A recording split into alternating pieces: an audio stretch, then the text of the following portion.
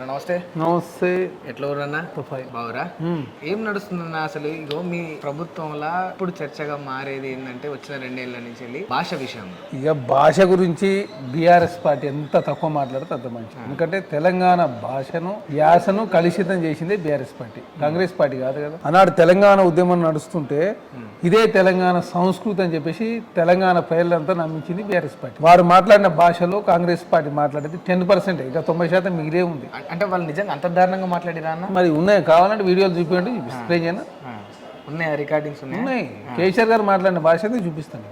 అంటే ఎంత అధ్వానంగా మాట్లాడి జర్నలిస్టులను అవమానించారు, తెలంగాణ ఉద్యమాలకారులను అవమానించారు, ప్రతిపక్షాలను అవమానించి ఇప్పుడు భాష గురించి బీఆర్ఎస్ పార్టీ భాషని చెప్తే తెలంగాణ సమాజం నమ్ముతారా? బారాస పార్టీ భాషని చెప్పుడు కరెక్ట్ కాదు కదా.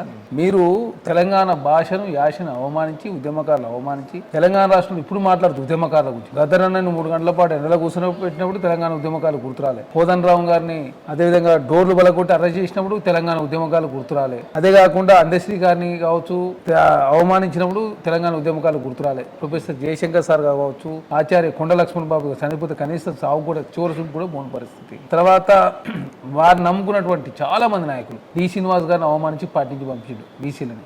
ఈటల రాజేంద్ర గారిని బీసీని పంపించాడు, ఆల నరేంద్ర గారిని పంపించాడు, విజయశాంతి గారిని. ఎక్కువగా ప్రధానంగా నష్టం జరిగింది, అవమానించింది బీసీ ఎస్సీ ఎస్టీలు అవమానించి. అంటే ఉద్దేశపూర్వకంగానే చేసిరంటారు ఇదంతా? వాళ్ళకి డ్యామేజ్ కదన్న. మరి ఉద్దేశపూర్వకంగా అహంకారం. ఎంత రెహమాన్ గారు పాపం ఆయన, తర్వాత రాముల్ నాయక్ గారు, ఒకళ్ళు కాదు ఇద్దరు, మీ బాధ్యులు 100 మంది ఉన్నారు.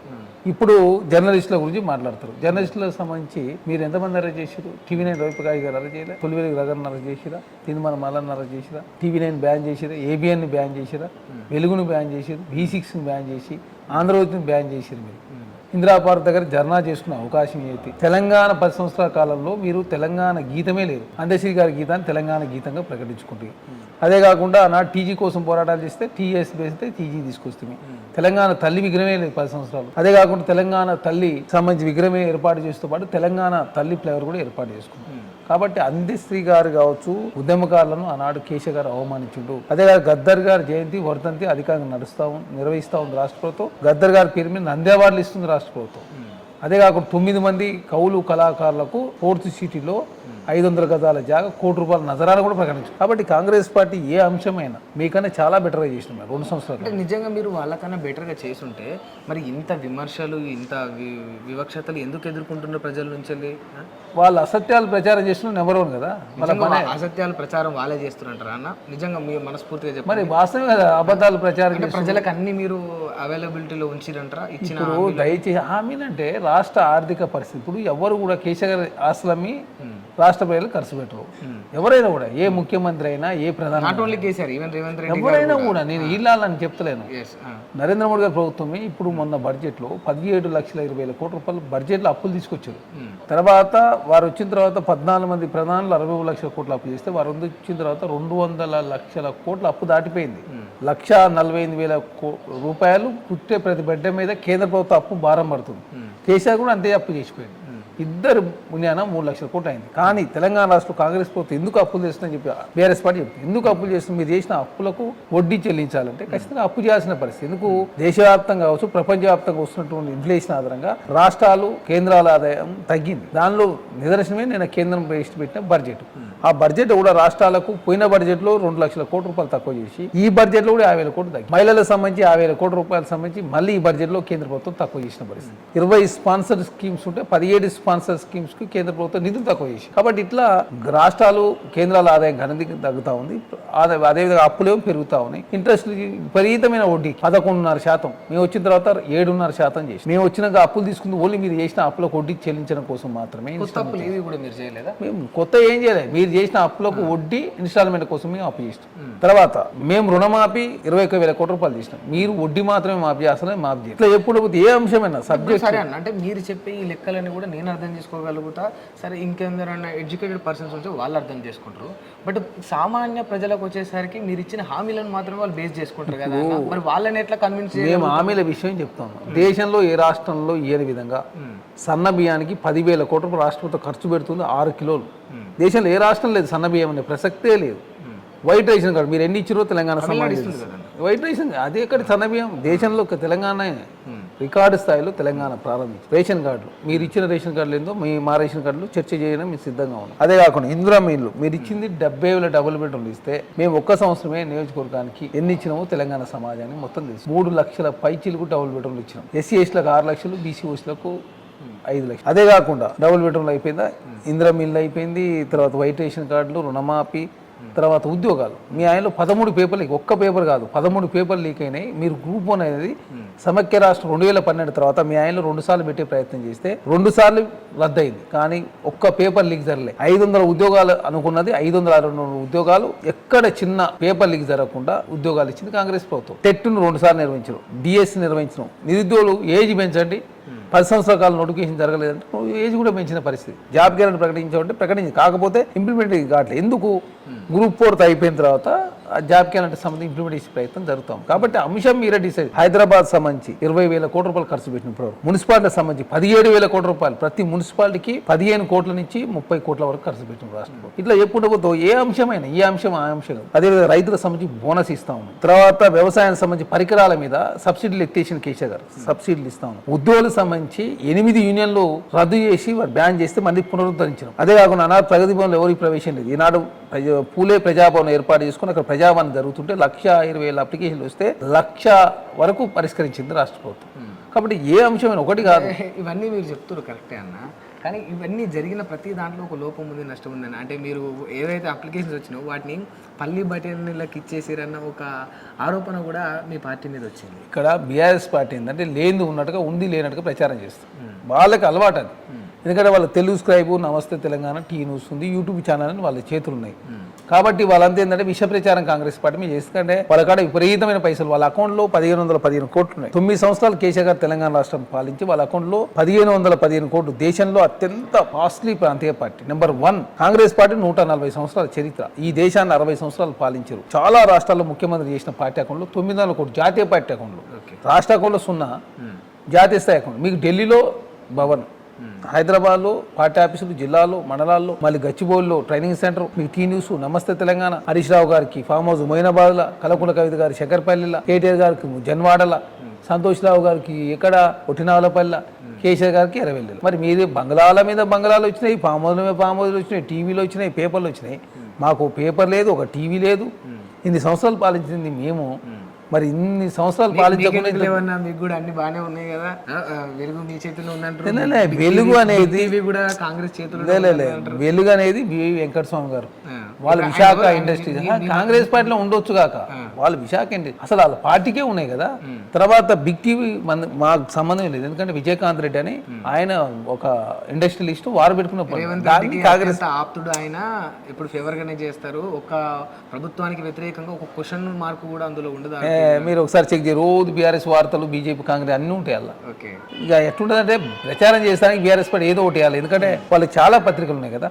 అదే కాకుండా మీరు చూస్తూ ఉన్నారు బీఆర్ఎస్ పార్టీ సంబంధించి ఉద్యోగాలకు సంబంధించి మొదలు పెడితే, తర్వాత మూసీకి సంబంధించి మీరైనా ఆలోచన చేసినా మూసీని పునరుజ్జీంపు చేయాలి, దాన్ని ప్రక్షాళన చేయాలి. 3 జిల్లాల ప్రయోజనం ఇక్కడ ఉంటుంది. నల్గొండ జిల్లా ప్రజలు పెద్ద ఎత్తున ఇబ్బంది పడుతున్నారు. హైదరాబాద్, రంగారెడ్డికి ప్రయాణం జరుగుతుంది.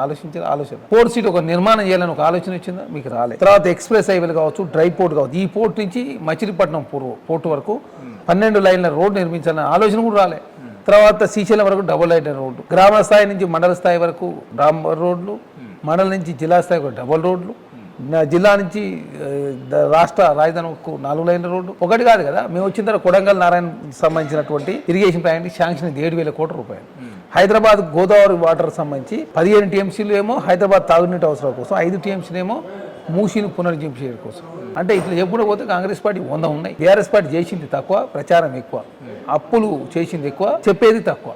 సరే అన్న, ఇవన్నీ పక్కన పెడితే నిజంగా అంటే ఎంపీలు ఇప్పుడు మీరు ఒక 8 మంది గెలిచారన్న, వాళ్ళు ఒక 8 మంది ఉన్నారు. బీఆర్ఎస్కు ప్రజలు ఇచ్చిన తీర్పు 0, వాళ్ళ మీద హోప్ లేక. మరి నిజంగా బడ్జెట్లో ఎందుకన్నా ప్రత్యేకంగా కొట్లాడి తెలంగాణ కోసం ఇన్ని నిధులు తేలేకపోయారు? ఇది ఎంపీల యొక్క ఫెయిల్యూరా లేకపోతే కేంద్ర ప్రభుత్వం ఫెయిల్యూరా? కేంద్ర ప్రభుత్వం ఫెయిల్యూర్. ఎందుకంటే తెలంగాణ రాష్ట్రం నుంచి భారతీయ జనతా ఎంపీలది ఏమి ఉండదు అంటారా ఇందులో? చెప్తాను, అదే అక్కడికి వస్తాయి. 8 మంది ఎంపీలు, 8 మంది ఎమ్మెల్యేలు, 3 ఎంపీలు, 2 రాజ్యసభ, 2 కేంద్ర మంత్రులు. మీరు మీ శాఖ పరిధిలో ఉన్నాయి తెచ్చుకోలేకపోయారు. మాకు సంబంధించి మేము 1,30,000 కోట్ల రూపాయలు అడిగినాం. కాకపోతే మెట్రోకు సంబంధించినటువంటి డిపిఆర్ ఇస్తే మేము నిధులు ఇస్తామని చెప్పారు.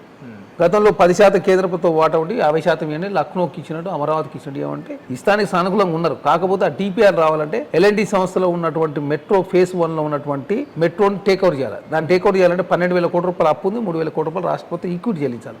దాన్ని ఆల్రెడీ టేక్ ఓవర్ చేసే ప్రయత్నంలో అంత ప్రాసెస్ జరుగుతూ ఉంది. మెట్రో అది చేసి ఒక డీటెయిల్ ప్రాజెక్ట్ రిపోర్ట్ అదే అక్కడ టైం టేకింగ్ ఏదైనా ఆల్రెడీ అయిపోయింది ఒప్పందం, దాన్ని ఇస్తా అని చెప్పారు వాళ్ళు.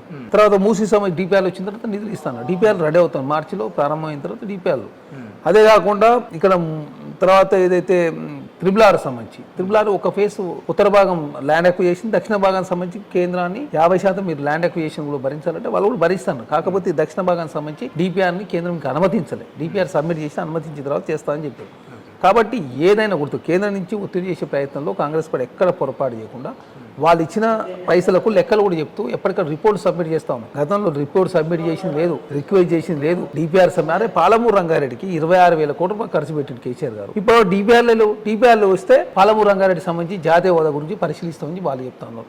దానికి సంబంధించిన 100 పంచాయతీలు ఉన్నాయి. దాంట్లో అవన్నీ కూడా కోర్టు వివాదాలు ఉన్నాయి, ఇవన్నీ ఉన్నాయి. ప్రతి దాన్ని ఏంటంటే రాజకీయం చేసింది తప్ప తెలంగాణ రాష్ట్ర ప్రయాణాల విషయంలో కాంప్రమైజ్ అయింది. కాబట్టి తెలంగాణ రాష్ట్రం 7 మండలాలు పోయి ఆంధ్రాలో కలిసినాయి. ఐటీఆర్ ప్రాజెక్టు రాలేదు. అదే కాకుండా సమ్మక్క సార కావచ్చు, సీతారామ కావచ్చు, పాలమూరు రంగారెడ్డి కావచ్చు, కాళేశ్వరం కావచ్చు, నీటి అలొకేషన్ జరగని పరిస్థితి మనం చూసినాం. దేశంలో అత్యంత ప్రమాదకరమైనటువంటి డ్యామ్ ఏదైనా ఉందంటే మేడిగడ్డ అని చెప్పి కేంద్ర ప్రభుత్వం హెచ్చరించింది. భారతదేశంలో 3 డ్యాములు చాలా ప్రమాదకర డ్యాములు. ఒకటి తెలంగాణలో ఉన్నటువంటి మేడిగడ్డ, 2 ఉత్తరప్రదేశ్లో ఉన్న డ్యాము, 3 జార్ఖండ్లో డ్యాము. మీరు కట్టింది 2018లో. 8 సంవత్సరాల్లోనే ఒక డ్యాము కూలిపోయి అత్యంత ప్రమాదకరమైన డ్యాము తయారైందంటే మీరు ఎంత పెద్ద ఎత్తున అవినీతి పాల్పడరో తెలంగాణ సమాజానికి అర్థమైంది కదా. మేము కట్టిన శ్రీశైలం ఎట్టుంది, జూరాలు ఎట్టుంది, నాగార్జున సాగర్ ఎట్టుంది. ఆనాడు 100 సంవత్సరాలైనా కూడా ఎంత పకడ్బందీగా ఉన్నటువంటి డ్యాములు మీరు 88,000 కోట్ల రూపాయలు పెట్టి కట్టినటువంటి కాళేశ్వరం అనేది కుంగిపోయి కూలిపోయిన పరిస్థితి వచ్చింది. కాబట్టి ఈ ప్రశ్న ఇస్తే ఏంటంటే బీఆర్ఎస్ పార్టీ భయం వేస్తుంది, బాధిస్తుంది. మీరే టెలిఫోన్ ట్యాపింగ్ పాల్పడుతుంది. మేము చెప్పిందే కాదు. అంటే నిజంగా టెలిఫోన్ ట్యాపింగ్ పాల్పడరా అన్న? మేము చెప్పింది కాదు, కలవకుండా కవిత గారు చెప్తాం. మా ఆయన ఫోన్ ట్యాపింగ్ చేసి అల్లుని ఫోన్ ట్యాపింగ్ చేసిన ఆమెనే. విశ్వేశ్వరరెడ్డి గారు ఏమో నాకు భూమి కొంతానికి వచ్చిన బెదిరించి వాడిని భూమి కొన కూడా చేసిన చెప్పి ఆయననే. చక్రధర గౌడ్ హరీష్ రావు మీద పొడి చేసిన ఆయన నన్ను నా ఫోన్ ట్యాపింగ్ చేసిన పంజాగుట్ల పిఎస్లో కేసు పెట్టే. తర్వాత సంధ్యా కన్వెన్సీ సీతారావేమో నాకు బెదిరించి 16 కోట్ల రూపాయల ఎలక్షన్ బాండ్ తీసుకుంది. మేము చెప్పినే కాదు కదా. తర్వాత ఈటల ఆయన మా కుటుంబ సభ్యులు ఫోన్ ట్యాపింగ్ చేసిన ఆయన చెప్పే. ఇక్కడ ఇవన్నీ జరిగినాయి కదా. అదే కాకుండా ప్రభాకర్ రావు జైలుకు పోయించిండు. విదేశాల్లో ఉంటే కూడా సుప్రీంకోర్టు అనుమతితో పట్టుకొచ్చినాం కదా. భుజంగరావు గారు, ప్రణీత్ రావు గారు, రాధాకిషన్ రావు గారు, రావు గారు జైలుకు పోయి, హరీష్ రావు గారు విచారించారు, సంతోష్ రావు గారు విచారించారు, కేటీఆర్ గారు విచారించారు, హరీష్ రావు గారు అదే కేసీఆర్ గారు విచారించారు. నాయకులు ఎందుకు పోవట్లేదు? అదే చెప్తున్నాం. ఇప్పుడు డాక్యుమెంట్లకు సంబంధించి ఏదైతే డేటా ఉందో డిస్ట్రాయ్ చేసి ప్రణీత్ రావు మూసి నిలబడేసి ఆధారాలు సేకరించే ప్రయత్నంలో భాగంగా సాక్ష్యాలు సమకూర్చే ప్రయత్నం జరుగుతూ ఉంది. ఇప్పుడు కాళేశ్వరానికి సంబంధించి సిబిఐ విచారణ చేయాలని చెప్పేసి రాష్ట్ర ప్రభుత్వం డ్యామ్ షేప్ అథారిటీ ఇచ్చిన రిపోర్టు మీద సిబిఐ రాసి 24 గంటల కేసు బుక్ చేస్తాం, 45 గంటలు చాలన్నాడు కిషన్ రెడ్డి గారు, బండి సంజయ్. ఇప్పటివరకు 6 నెలలు గతి లేదు డ్యామ్ షేప్ అథారిటీ మీద. తర్వాత కాళేశ్వరం ఇచ్చిన రిపోర్ట్ ఘోష్ కమిషన్ మీద వాళ్ళు కోర్టుకు పోయి కోర్టు స్టే ఇచ్చింది February 23 వరకు. ఏదైతే కార్ రేసింగ్ వ్యవహారంలో మేము డిఓపీటీ అనుమతి కేటీఆర్ గారిని అనుమతి కోరితే 3 నెలలు టైం తీసుకుని గవర్నర్ గారు అనుమతి ఇచ్చారు. తర్వాత డిఓపీటీ ఎవరిని అడుగుతున్నాం, అరవింద్ కుమార్ గారిని కేటీఆర్ ఇద్దరు కలిసి విచారు. ఎందుకు అరవింద్ కుమార్ గారు ఏమంటారు, కేటీఆర్ గారు మౌఖిక ఆదేశానుసారం మేము శాంక్షన్ చేసినాం, పైసలు పోయినా అంటున్నాం. ఇద్దరు కలిసి విచారించాలంటే ఐఏఎస్లకు ఐపీఎస్లకు కేంద్ర ప్రభుత్వం అనుమతి తీసుకోవాలి. అది ఎవరి పరిధిలో నడుస్తుంటే నరేంద్ర మోడీ గారు దాని నేతృత్వం వహిస్తారు, ఆయన అనుమతిస్తారు. ఆ అనుమతి వస్తే ఖచ్చితంగా వారిని ఇద్దరిని విచారించి కేసులు బుక్ చేస్తామని చెప్పేసి సిటీ చెప్తా ఉంది. తర్వాత కార్ రేసింగ్ వ్యవహారానికి సంబంధించి అది గొర్రెల స్కామ్ సంబంధించి ఐసీ విచారణ జరుగుతాం. ఇళ్ళ మధ్యలో ఈడీ అంటారు. ఈడీ ఎవరికి, కేంద్ర ప్రభుత్వం. అది పూర్తయ్యే వరకు ఇక్కడ విచారణ చేస్తారు వీళ్ళు. ఇవన్నీ అడుపులు లేస్తున్న ఎవరు, కేంద్ర ప్రభుత్వం. భారతీయ జనతా పార్టీ ఏంటంటే బీఆర్ఎస్ పార్టీ కాపాడే ప్రయత్నం చేస్తూ ఉంది. వాళ్ళు ఎట్లా చేస్తారన్న, 2 సిద్ధాంతాలు వేరే అట్లా ఉండదు కదా. మొన్న 9 సంవత్సరాలు సిద్ధాంతం వేరైతే నరేంద్ర మోడీ గారి ప్రభుత్వాన్ని మద్దతు ఇచ్చింది మేము కాదు కదా. రాష్ట్రపతి, ఉపరాష్ట్రపతి, రాజ్యసభ వైస్ చైర్మన్, తర్వాత డిమానిటేషన్, రైతు నల్ల చట్టాలు, 370D ఆర్టికల్, 1 కాదు 2 కాదు కదా. 10 సంవత్సరాల్లో 9 సంవత్సరాలు మద్దతు ఇస్తే.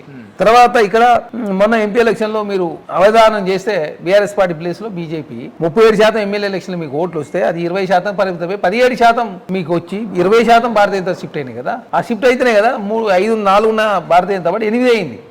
మీరు గుండుసున్నా అవుతుంది. కాబట్టి అవధానం చేసి BRS party Bharatiya Janata party బతికిస్తుంది ఎంపీ ఎలక్షన్. బీజేపీ కోసం మరి అంతే కదా పరిస్థితి. ఆ పరిస్థితి దిగదారి. కాబట్టి ఇట్లా ఎప్పుడు పోతే ప్రతి దానికి సమాధానం చెప్పాలని మేము సిద్ధంగా ఉన్నాం. రాయా అసెంబ్లీ రండి అంటే కేసీఆర్ గారు వస్తా అన్నాడు. వచ్చిండు 3 నిమిషాలకు ముంచిలేదు. 8 సార్లు అసెంబ్లీ జరిగితే 3 సార్లు మాత్రం వచ్చిండు పోయింది. అంటే రా అంటారు, వచ్చిన తర్వాత తిడదామనే టార్గెట్లోనే ముఖ్యమంత్రి గారు ఉన్నారు అనేది. మేము తిడతామని లేవు, చర్చ చేద్దాం అంటున్నాం. మీ 9 సంవత్సరాల పరిపాలన, నరేంద్ర మోడీ గారు 12 సంవత్సరాల పరిపాలన, కాంగ్రెస్ ప్రభుత్వం మీద చర్చ చేద్దాం. ఎవరైనా తెలంగాణకు అన్యాయం జరిగింది, అప్పుల పరిస్థితి, హామీల పరిస్థితి, ఉద్యోగాల పరిస్థితి, అస్తిత్వం, ఉద్యోగాలకు సంబంధించి, ఉద్యమకారులకు సంబంధించి అన్నింటిపై చర్చ చేద్దాం అంటున్నాం. రండి అంటే వాళ్ళు రారు, వీరు రారు, మా పిల్లలు చూసుకుంటారని చెప్పి కేసీఆర్ గారు వెళ్ళిపోయాడు. కేటీఆర్ గారు కృష్ణా జలాలు మేము వస్తున్నాం ఇక మనం చూసి పారిపోతారని చెప్పి బీఆర్ఎస్ పార్టీ శ్రేణులు ప్రచారం. తీరా చూస్తే కేటీఆర్ గారు హరీష్ రావు గారు పారిపోయిన పరిస్థితి. ఎందుకు? కృష్ణా జలాల్లో అన్యాయం చేసింది వాళ్ళు, గోదావరి జలాల్లో అన్యాయం చేసింది వాళ్ళు, విభజన హామీలు 9th 10th షెడ్యూల్ పరిష్కరించింది వాళ్ళు, తెలంగాణ రాష్ట్రంలో పైశాచిక ఆనందం పొందింది వాళ్ళు, మేము కాదు. ఎందుకంటే రాజకీయాన్ని అడ్డం పెట్టుకొని, అధికార దర్పాన్ని అడ్డం పెట్టుకొని రేవంత్ రెడ్డి గారిని 2018లో అర్ధరాత్రి 3 గంటలకు బద్దలు కొట్టి డేట్ అదే బద్దలు కొట్టి అరెస్ట్ చేశారు. కోదండరామ్ గారు అరెస్ట్ చేశారు, ఆర్ఎస్ ప్రవీణ్ కుమార్ గారిని. ఒక్కరిని కాదు, ఇట్లా చెప్పుకుంటూ పోతే అందరూ అరెస్ట్ చేసింది మీరు. పైశాచిక ఆనందం పొందింది మీరు. మేము అట్లాంటి ఉద్దేశం లేదు. డైనింగ్ టేబుల్ మీద కూర్చొని ఫామ్లో కూర్చొని నిర్ణయాలు తీసుకునే ఉద్దేశం లేదు. కాబట్టి విచారణ సంస్థలు చాలా పారదర్శక విచారణ చేస్తుంటే దాన్ని రాజకీయం చేసే ప్రయత్నంలో బీఆర్ఎస్ పార్టీ ముందుకు పోతాం. ఇందాక మీరు మాట్లాడుతూ ఎవిడెన్స్ డిస్ట్రాయ్ చేసారు, మూసీ నదిలో వేసాను అన్నారు కదా.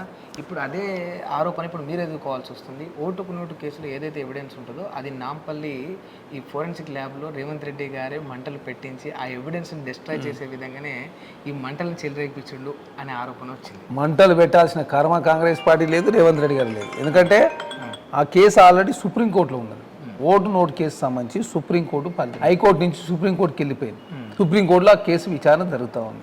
ఇక్కడ కూడా గుర్తుపట్టి ఈ మధ్యకాలం కావచ్చు, ఆబిడ్స్ కావచ్చు, అది అన్ఎక్స్పెక్టెడ్ జరుగుతున్నటువంటి ఫైర్. అది అనవసరంగా దాన్ని కాంగ్రెస్ పార్టీకి ఆపాదించే ప్రయత్నం బీఆర్ఎస్ పార్టీ చేస్తుంది. మీరు కేసు ఒక కోర్టులో కేసు ఏంటి మరి తెలుస్తుంది కదా, ఎవరు తప్పు చేసి తప్పుల మీద చర్యలు తీసుకుంటారు. అనవసరంగా ఏంటంటే మీలాగా మేము చేస్తామని చెప్పేసి అనుకోవడమే తప్పు. మీలాగా మేము ఏది చేయం. మాకు అధికారం అనేది శాస్త్రం కాదని చెప్పి తెలుసు. మేము అధికారం అనేది కొత్త కాదు. చాలా సంవత్సరాలు ఈ దేశాన్ని కాంగ్రెస్ పార్టీ పాలించింది. ఈ దేశంలో చాలా రాష్ట్రాలు ఇచ్చింది. దానిలో భాగంగా తెలంగాణ రాష్ట్రం ఇచ్చి ఆంధ్ర రాష్ట్రం 175 ఎమ్మెల్యేలు 25 ఎంపీలు కోల్పోయి కాంగ్రెస్ పార్టీ ఇప్పటికి 1% ఓటు బ్యాంకు రాని పరిస్థితి. అయినా తెలంగాణ మాట ఇచ్చిన సోనియా గాంధీ గారు తెలంగాణ రాష్ట్రం ఇచ్చింది కదా, అది కాంగ్రెస్ పార్టీకి ఉన్నటువంటి చిత్తశుద్ధి. మేము అధికారంలో ఉన్నప్పుడు చిత్తశుద్ధి ఉంటే ఇలాంటి ఆరోపణలు ఎందుకు ఎదుర్కొంటారన్నా? అంటే ఎవిడెన్స్ కూడా డిస్ట్రాయ్ చేసి ఎవిడెన్స్ మీ ఇంట్రెస్ట్ అయింది. అది అన్ఎక్స్పెక్టెడ్ జరిగినటువంటి ఫైర్ కదా అది. దాన్ని అనవసరం కాంగ్రెస్ సుప్రీంకోర్టులో కేసు ఉంది బాస్, దానికి సంబంధించి ఎవిడెన్స్ అనేది కూడా సుప్రీంకోర్టు దగ్గర ఉన్నాయి. ఇక నువ్వు ఏం చేయాల్సిన ఇక్కడ ఏదో అలా దానికి సంబంధించి ఫోరెన్సిక్ దానిలో ఏదో అదే విధంగా ఓటు సంబంధించి ఉందనడం తప్పు. అంటే కీలకమైన ఆధారాలు సుప్రీంకోర్టు తీసుకుంది కదా.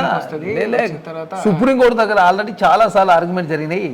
ఇది బీఆర్ఎస్ ప్రభుత్వంలో ఎప్పుడు సబ్మిట్ చేసినా అవన్నీ. ఇప్పుడు ఎందుకంటే ఒకటినే బట్ట కాసి మీద వేయాలి కాంగ్రెస్ పార్టీ మీద. ఎప్పుడు ఏదో ఓటేయాలి కాంగ్రెస్ పార్టీ మీద అంటానికి వాళ్ళకాడ సబ్జెక్ట్ లేదు. ఎందుకంటే వాళ్ళు చేసిన తప్పులు ఘోరాలు నేరాలు అన్నీ ఇన్ని కావు.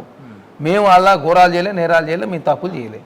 తప్పు చేయడానికి భయం ఎందుకు ఉంటుంది? మాకు అంత భయపడాల్సిన కారణం ఏంటి? ఆ కేసు సంబంధించి బీఆర్ఎస్ ప్రభుత్వంలో ఎప్పుడో జరిగిన కేసు అది. ఎప్పుడు 2018 ముందు జరిగినటువంటి వ్యవహారం. 2018 కూడా కాదు, 2016 ఆ ప్రాంతం జరిగింది. అంటే దాదాపు 10 సంవత్సరాలు అయిపోయింది. హైకోర్టులో ఆ వాదన జరిగినప్పుడు హైకోర్టు సంబంధించి ఆధారాలు తీసుకుంటుంది కదా. లోయర్ కోర్టు కావచ్చు, ఏసీబీ కావచ్చు, హైకోర్టు కావచ్చు. వాటిని తీసుకున్న తర్వాత దానికి సుప్రీంకోర్టు కేసు పోయింది కదా. ఆ ఆధారాలు అక్కడ ఉంటాయి కదా. మరి కోర్టులో ఉందంటే డిస్ట్రాయ్ చేయలే కదా. ఆల్రెడీ ఫోరెన్సిక్ డిపార్ట్మెంట్ వాళ్ళు ఎప్పుడో సబ్మిట్ చేశారు. ఇప్పుడు ఎందుకు అంటున్నారు అంటే ఏదో ఒకటి నిందేయాలి కాంగ్రెస్ ప్రభుత్వం మీద, రేవంత్ రెడ్డి గారి ప్రభుత్వం. ఎందుకు? మున్సిపల్ ఎలక్షన్లో పబ్బం గడపాలి. 17,000 కోట్ల రూపాయలు మేము మున్సిపల్ ఎలక్షన్లో కాంగ్రెస్ ప్రభుత్వం వచ్చిన తర్వాత అన్ని మున్సిపాలిటీలో ఖర్చు పెట్టాం ఇన్ఫ్రాస్ట్రక్చర్ డెవలప్మెంట్ కోసం. మీరు ఓన్లీ సెంట్రల్ లైటింగ్, చెట్లు పెట్టారు సెంట్రల్లో. లోపల కాలనీలో పోతే ఏమీ లేదు, ఒక మాస్టర్ ప్లాన్ లేదు, ఒక డ్రైనేజ్ లేదు, మన్ను లేదు, మశానం లేదు. మేము అన్ని కూడా డెవలప్మెంట్ చేసే ప్రయత్నంలో ఇన్ఫ్రాస్ట్రక్చర్ డెవలప్ చేసే ప్రయత్నం జరుగుతూ ఉంది. కాబట్టి ఎక్కడ మున్సిపాల్లో కాంగ్రెస్ పార్టీ గెలుస్తుంది. కాబట్టి ఏదో ఒకటి మంచి పూచి మారడకాయ. స్కోప్ ఉందా మున్సిపల్ ఎన్నికల్లో? 75% తక్కువకుండా మన సర్పంచ్ ఎలక్షన్లో మేము 64% గెలిచాం. ఇప్పుడు 75% తక్కువ కూడా గెలుస్తాం. మీరు చూడండి. ఎందుకంటే మేము ఆనాడు కూడా సర్పంచ్ ఎలక్షన్ ఎక్కువ గెలవాల్సి. మా పార్టీ నుంచి ఒక్కొక్కరు 4-5 పోటీ చేయాలి. బీసీలో ద్రోహిగా బీఆర్ఎస్ పార్టీ ముద్రపడింది. ఆనాడు ఎవరు బుట్టంగారి Madhava Reddy Congress party 42% reservation G O ఇస్తే హైకోర్టు పోయి సుప్రీంకోర్టు పోయి దాన్ని రద్దు చేయించాడు. ఆయన రేవంత్ రెడ్డి గారు వెనుకుంటూ పక్కనుందని చెప్పి బీఆర్ఎస్ పార్టీ ప్రచారం చేసింది కదా. ఇలా ఏ పార్టీ నుంచి పోటీ చేస్తున్నాయి? ఆయన మూడుచింతలపల్లి మున్సిపాలిటీ మా మేడ్చల్ జిల్లాలో మేడ్చల్ అసెంబ్లీలో మూడుచింతలపల్లి మున్సిపాలిటీ నుంచి బీఆర్ఎస్ పార్టీ నుంచి బుట్టంగారి మాధవరెడ్డి కౌన్సిలర్గా పోటీ చేస్తుండ్రు. అంటే ఆనాడు బుట్టంగారి మాధవరెడ్డి నడిపించిందే బీఆర్ఎస్ పార్టీ. హరీష్ రావు గారు, కేటీఆర్ గారు, చామకూర మల్లారెడ్డి గారు బీఆర్ఎస్ పార్టీ నడిపించి బీసీల నోటు కార్డు ముద్దను లాగేసిందే బీఆర్ఎస్ పార్టీ అనేది చాలా స్పష్ట నిర్ధారణ. ఇదే కాకుండా ఇప్పుడు ఏమంటాడు మల్లారెడ్డి, అయ్యో నాకు తెలియదు, నేను ఆ మాధవరెడ్డి ఎవడో నాకు తెలియదు అని చెప్పేసి మల్లారెడ్డి నిన్న మాట్లాడుతున్నాడు. అట్లాంటి వ్యక్తి ఓటేయకని చెప్తున్నాడు. చేసిన లంగపనులను మీరే చేసి బీసీల నోటి కాడ ముద్దలు లాక్కొని ఆ నిందను కాంగ్రెస్ పార్టీ నెట్టే ప్రయత్నం చేసి బీసీలకు మీరు ఆనాడు 34% రిజర్వేషన్ 23% చేసి కాంగ్రెస్ ప్రభుత్వం మీ కామారెడ్డిలో పెట్టిన డిక్లరేషన్ ప్రకారం 40% పునగల చేసి అన్ని రకాలుగా అసెంబ్లీలో బిల్లు పాస్ చేసి గవర్నర్ కాడికి పంపి వారు ఒప్పుకోకున్నా కూడా జీవో తీసుకొస్తే మీరు కోర్టుకు పోయి రద్దు చేయించి ఆ రద్దు చేసిన వ్యక్తిని మాకే ఆపాదించే ప్రయత్నం మీరు చేశారు కదా. పాపం బంతదండి, టైం వస్తుంది దేనికైనా. ఫోన్ ట్యాపింగ్ కూడా పాపం బండేది కాబట్టి దొరికారు. అని ఎక్స్పెక్ట్ చేయొచ్చు అండి. ఇప్పుడు ఫోన్ ట్యాపింగ్లో వీళ్ళని ఎవరైనా అరెస్ట్ చేస్తారు అని అంటే కల్వకుంట్ల కుటుంబమే ఇన్వాల్వ్ అయింది కంప్లీట్గా అన్నారు కదా. కేటీఆర్, హరీష్ రావు, లేకపోతే సంతోష్ రావు, కేసీఆర్ గారు ఇందులో ఎవరినైనా అరెస్ట్ చేస్తారని ఎక్స్పెక్ట్ చేయొచ్చు. ఇప్పుడు సిట్టు రిపోర్ట్ ఇస్తుందండి. సిట్టు ఏమి ఇస్తుంది, ఏం చేస్తుంది అనేది మేము చెప్పలేము. ఎందుకంటే సిట్టుకు పూర్తిస్థాయి స్వేచ్ఛ ఉంది. సిట్టు తేల్చిన తర్వాత సిట్టు వచ్చిన రిపోర్ట్ ఆధారంగా రాష్ట్ర ప్రభుత్వం చర్యలు తీసుకుంటారు. Home ministry department legal opinion తీసుకున్న తర్వాత చర్యలు తీసుకుంటారు. కాబట్టి దానిలో బాధ్యులు ఎవరున్నా కూడా ఖచ్చితంగా చర్యలు తీసుకుంటారు. దీన్ని అనవసరంగా బీఆర్ఎస్ పార్టీ అంటే రాజకీయం చేసే ప్రయత్నం. అసెంబ్లీ వేదిక చర్చ జరుగుతుంది. మొన్న కూడా కాళేశ్వరం సంబంధించిన అంశం విషయంలో అసెంబ్లీలో చర్చ పెట్టినాం. ఆనాడు కూడా బీఆర్ఎస్ పార్టీ బైకాట్ చేసి వెళ్ళిపోయారు.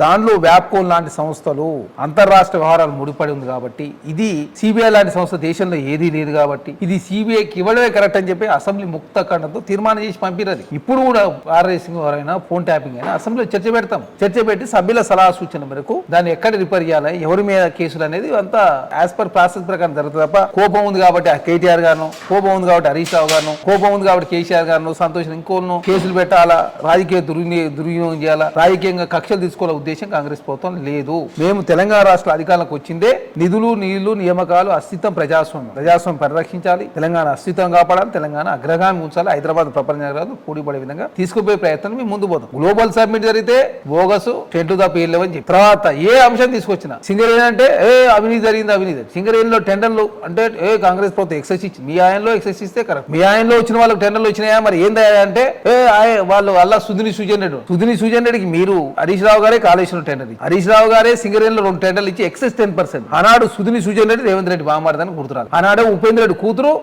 రెడ్డి కందాల ఉపేంద్ర రెడ్డి కూతురు అదే పాలేరు ఎమ్మెల్యే ఎక్స్ఎమ్మెల్యేకి సంబంధించిన అప్పుడు గుర్తొస్తుంది. ఇప్పుడు అధికారం అయింది కాబట్టి రేవంత్ రెడ్డి బామారది. అదే కాకుండా మురళీధరరావు గారు ఈఎన్సీ టెండర్లు వచ్చినాయా మరి వాళ్ళకెట్లు వచ్చినాయి మీ బంధుగా అంటే సప్పుడు చేయరు. తర్వాత ప్రతిమా శ్రీనివాసరావు గారికి వాళ్ళకెట్లు వచ్చినాయి టెండర్లు అంటే సప్పుడు చేయరు. ఎమ్మెల్సీ సుధాకర్ రావు గారు మీ బంధువుగా మరి వాళ్ళకి టెండర్లు వచ్చినాయి కదా అంటే 5 4 టెండర్లు వచ్చి ఒకటి రద్దు చేస్తే 4 టెండర్లు మీ వాళ్ళకి వచ్చినాయి అంటే మా ఆయనలో మేము ఇవ్వలే అంతే, దానికి దాడ వేసే ప్రయత్నం. తర్వాత 9 కోల్ బ్యాంక్ సంబంధించి రద్దు చేసి ఆరోపణలు దాన్ని రద్దు చేసి ఏమంటారు సైట్ విజిట్ నిబంధన పెట్టిరు, ఇంకెవరికి ఇచ్చే ప్రయత్నం చేసి ఇద్దరు మంత్రుల మధ్య పంచాయతీ జరిగింది. అంతా అంటే బోగస్ మాటలు. సైట్ నిబంధన అనేది 2018లో పెట్టారు. అది ఎవరు పెట్టారు? 2018 ముఖ్యమంత్రి మీరే కదా. అది కూడా ఎవరు అనుమతితో పెట్టారు? బోర్డు అనుమతి. బోర్డులో ఎవరు ఉంటారు? కేంద్రం నుంచి 3 డైరెక్టర్లు, రాష్ట్రం నుంచి 4, స్వతంత్ర డైరెక్టర్ 4. ఇదేమన్నా విదేశాల్లో లేదా అంటే విదేశాల్లో ఉంది, రాష్ట్రంలో కూడా అదేవిధంగా నేచురల్ మినరల్ డెవలప్మెంట్ కార్పొరేషన్ ఉంది, కేంద్ర ప్రభుత్వంలో చాలా ఉన్నది. గుజరాత్ ప్రధానమంత్రి నరేంద్ర మోదీ రాష్ట్రంలో ఉన్నది, మహారాష్ట్రలో కర్ణాటక అన్ని రాష్ట్రాల్లో మీరున్నట్టు పెట్టారు. ఎవరన్నా సర్టిఫికేట్ ఇవ్వలేదని చెప్పేసి మీ దృష్టికి వచ్చినా ఎవరన్నా పేరుందో చెప్పరు. అంటే ప్రతి దాని మీద అవినీతి మంట కట్టాలా, కుటుంబాన్ని తీసుకురావాలా, లేకపోతే ఇంకేదో జరిగిపోయింది అని చెప్పే ప్రయత్నంలో బీఆర్ఎస్ పార్టీ ముందుకు పోతాం. కాబట్టి ఏ అంశమైనా సబ్జెక్ట్ మీరు డిసైడ్ చేసుకుంటే ప్రభుత్వం చర్చ చేయడం మేము సిద్ధంగా ఉన్నాం. అది గోదావరి జలాలైనా, కృష్ణా జలాలైనా, మా హామీలైనా, మా 2 సంవత్సరాలైనా, మీ 9 సంవత్సరాలు, వాళ్ళ 12 సంవత్సరాలు అన్నింటి మీద చర్చ చేద్దామంటే ఎవ్వరు ముందు రారు. మీ ఆయనలో మీరు అన్ని చెప్తారు కానీ వచ్చిన తర్వాత వాళ్ళ మైకులు కట్ చేస్తారు అనేది 9 సీట్లు వేసారు మీ ఆయనలో. ఒక్క సీట్ అన్న తెలిసినండి. 2015లో రియాజుద్దీన్ ఎన్కౌంటర్, 2016లో Nayeemuddin encounter, paper leak, EAMCET, 1 కాదు 2 కాదు అన్ని సీట్లు ఏది తెలిసిన బీఆర్ఎస్ ప్రభుత్వం. వాళ్ళు కేంద్రంలో వాళ్ళు కూడా అంతే. నరేంద్ర మోడీ గారు వాళ్ళు పెద్ద సిబిఐ కేసులు 11,000 కేసులు పెండింగ్ ఉన్నాయి. ఈడీ కేసులు, సిబిఐ కేసులు. అదే కాకుండా వాళ్ళు కూడా ఎడెన్బర్గ్ రిపోర్ట్ మీద కమిటీలు వేసారు. తర్వాత హర్యానాలో ధాన్యం కొనుగోలు వేసారు. ఏది తేలలే వాళ్ళకి మాత్రం తేలవు. కాంగ్రెస్ పార్టీ 2 సంవత్సరాలు అయింది తెలుసా అని చెప్పేసి బండి సంజయ్ కిషన్ రెడ్డి మాట్లాడు. ఏమైంది అవినాష్ రెడ్డి కేసు? వివేకానంద గారు చనిపోయి ఎన్ని రోజులు అయింది? ఎందుకు జగన్మోహన్ రెడ్డి గారు మీరు అరెస్ట్ చేయలేకపోయారు? ఎందుకు అవినాష్ రెడ్డి అరెస్ట్ చేయలేకపోయారు? అయోధ్య మీర కేసు ఏమైంది? అదేవిధంగా రథం దగ్ధమైంది జగన్మోహన్ రెడ్డి సిబిఐకి ఏమైంది? ఆ కేసులన్నీ మీరు చేస్తే భారతదేశం కరెక్ట్. ఒక అయోధ్య మీర కేసే 19 సంవత్సరాలు పట్టిందండి. మేము వచ్చి 2 సంవత్సరాలు అయ్యి 2 సంవత్సరాలు ఏమన్నా మీ విచారణ సంస్థలకు స్వేచ్ఛ ఇచ్చి ఎంత స్పీడ్ గా ముందుకు పోతా ఉన్నాయి. అదే కాకుండా అశోక్ చవాన్ గారి మీద మహారాష్ట్ర సంబంధించి సహారా కేసులు ఆయన తీసుకుని రాయసభ ఇస్తారు. ఇంకొక ఆయన మీద ఏమైంది బిశ్వాసర మీద కేసులు ఆయన తీసుకుని ముఖ్యమంత్రి చేస్తారు. ఇంకొక ఆయన మీద సువేంద్ర అధికారి మీద కేసులు ఆయన తీసుకుపోయి బీజేపీ నేతను చేస్తారు. భారతీయ జనతా పార్టీ చేస్తే మాత్రం కరెక్ట్. కాంగ్రెస్ పార్టీ అయిందనుకో అబ్బా కాంగ్రెస్ పార్టీ కాంప్రమైజ్ అయిందా? ఏమన్నా అర్థం ఉందా? బండి సంజయ్ కిషన్ రెడ్డి అర్థం లేని ఆరోపణలు చేస్తారు. అంటే అబద్ధాలు ప్రచారం చేస్తారు. ఏమైనా బడ్జెట్ నిధులు ఏందో చెప్పండి అంటే ఇన్ని తెచ్చినాను. ఏం తెచ్చినాను? మేము తెలంగాణ రాష్ట్ర రూపాయి చెల్లిస్తే కేంద్రానికి మాకు వచ్చేది 41 పైసలు ఇవ్వాలి, 35 పైసలు మాత్రం వస్తుంది. ప్రత్యేక సహకారం అందిస్తలేరు. జర సహకరించని చెప్పి కోరుతా ఉన్నాం. చిన్న చూపు ఆఖరి ఇండియా కూటమి ఉన్న రాష్ట్రాలను చిన్న చూపు చూస్తుంది కేంద్ర ప్రభుత్వం. మెట్రోలనేమో కేంద్రంలో మిగతా రాష్ట్రాలు 50% భరించి, ఇక్కడ 50% భరిస్తారు, 10% భరిస్తారు. ల్యాండ్ అక్విజిషన్ మిగతా రాష్ట్రాలు 50% భరించి ఇక్కడ భరిస్తలేదు. బీహార్ కు మకానా బోర్డు ఇచ్చిరు, ఎయిర్పోర్ట్ విస్తరణకు అనుమతి ఇచ్చిరు, పైసలు ఇచ్చిరు, భారీ ఇరిగేషన్ ప్రాజెక్టులు ఇచ్చిరు. తర్వాత 59,000 కోట్ల ప్రత్యేక పోషకాలు ఇచ్చిరు, 14,000 కోట్ల రూపాయలు వరల్డ్ బ్యాంక్ నుంచి అప్పు తీసుకొచ్చి మహిళా అకౌంట్లో 10,000 వేసారు. మరి మాకు కూడా ఏదైనా సహకరించని చెప్పి అడిగితే దానికి సమాధానం చెప్తాను చేతగాక అంటే కాంగ్రెస్ ప్రభుత్వం, బీఆర్ఎస్ పార్టీ ఒకటి అని విషయం చెప్పే ప్రయత్నం. ఎవరో ఇద్దరు ఒకరు అందరు తెలుసు. డిఓపిటి అనుమతి రాకుండా ఈ చేసేది ఎవరో, సిబిఐ కేసు ఎందుకు బుక్ చేస్తలేరు, ఎందుకు ఏసీబీ కేసులో ఈడీ వచ్చింది, అన్ని సమాధానం చెప్తాను కాంగ్రెస్ పార్టీ చెప్తుంటే దానికి ఆన్సర్ చేయలేరు. ఇక్కడ బీఆర్ఎస్ పార్టీ బీసీలను కోర్టుకి వేసేసి వీళ్ళు ఆపారు. అక్కడనేమో గవర్నర్ గారు రాష్ట్రపతి అపాయింట్మెంట్ ఇవ్వకుండా ఆ బిల్లు ఆమోదించకుండా వాళ్ళు ఆపారు. వాళ్ళు బీసీ ద్రోలు, వీళ్ళు బీసీ ద్రోలు నిర్ధారణ అయిన తర్వాత ఇప్పుడు మళ్ళీ బుకాయించే ప్రయత్నం. మాకు సంబంధం లేదు బుట్టంగా మాట్లాడే అని చెప్పి వీళ్ళు.